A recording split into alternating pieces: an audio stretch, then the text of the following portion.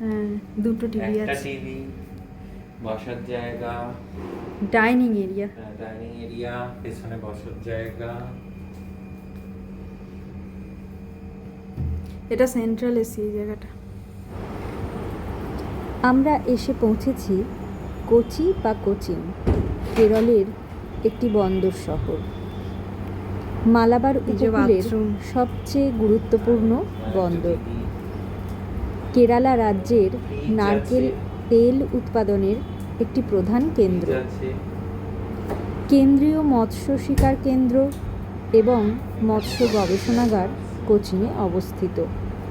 কোচিনে একটি তৈল শোধনাগারও আছে। আমরা কোচিন অনেক বড় কামরা এসে উঠেছিলাম ব্রড বিন নামে একটি হোটেলে। সেই হোটেলটির সঙ্গে হোটেলের রুম কীরকম, এখানের সার্ভিস কীরকম, সেই সম্পর্কে আপনাদের অবগত করছি। গেস্ট শুয়ে আছে, ক্যাট ন্যাপ আর ডগ ডে।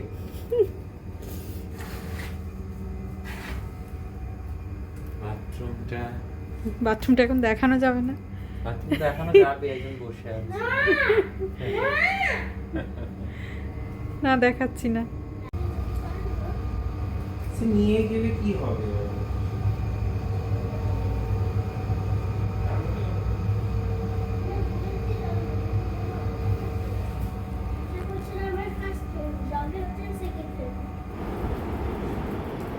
আপনারা ভিডিওতে হোটেলটির রুম যেরকম দেখলেন ঠিক একই রকম এই রুমটি ছিল। ভীষণ পরিষ্কার পরিচ্ছন্ন এবং অনেক স্পেশিয়াস, সব কিছু ভালো ছিল এই হোটেলে। আপনারা কোচিতে আসতে চাইলে এই হোটেলটি আপনাদের তালিকায় রাখতেই পারেন। আমরা গিয়েছিলাম কোচির মেরিন ড্রাইভে ঠিক সানসেটের সময়। যে ব্যাকওয়াটারে বোটিং হয় সেখানেই আমরা এসে উপস্থিত হয়েছি এবং এই মেরিন ড্রাইভটি খুবই সুন্দর। সানসেটের সময় অসাধারণ একটি রূপ পরিগ্রহণ করেছিল এই জায়গাটি এবং আমরা সেই রূপের রস আস্বাদন করেছি।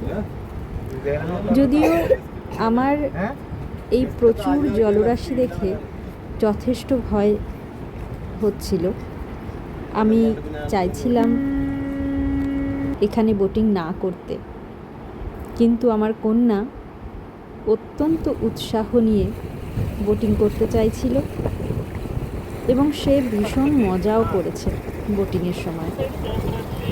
আমি একটু ভয় মন নিয়েই ওদের সঙ্গে ছিলাম আর করেছি ভিডিওটি। আপনারা দেখুন, খুব সুন্দর সানসেটের সময় বোটিং। আপনারাও চাইলে করতে পারেন। ব্যাকওয়াটারে বোটিং হচ্ছে, ঠিক যেদিকে যাচ্ছি আমরা সেই দিকের বাঁ দিকে আরব সাগর। আপনারা দেখতে থাকুন ভিডিওটি, ভীষণ সুন্দর। আমরা যখন ব্যাক করছিলাম বোটিংয়ের পরে তখন কিন্তু সন্ধ্যা নেমে এসেছে।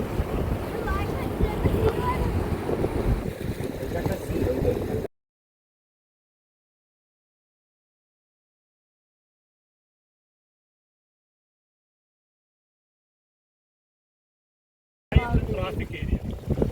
Ship crossing.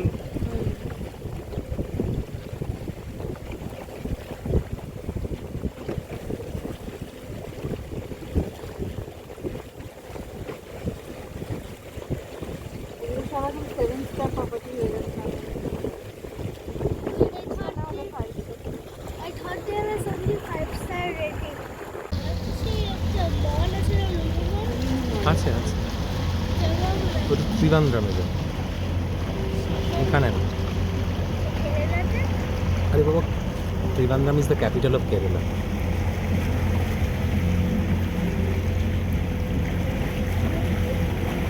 যাবো দেখবো এটার নাম কি যাবো Maybe helicopter. বোটিং শেষ করে মেরিন ড্রাইভের ঠিক উপরে একটি ফুড প্লাজা ছিল, ভীষণ সুন্দর সব জায়গার ডেকোরেশন। ওই ফুড প্লাজায় গিয়ে আমরা কিছু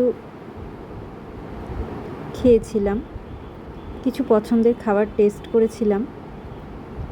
জায়গাটি বেশ সুন্দর।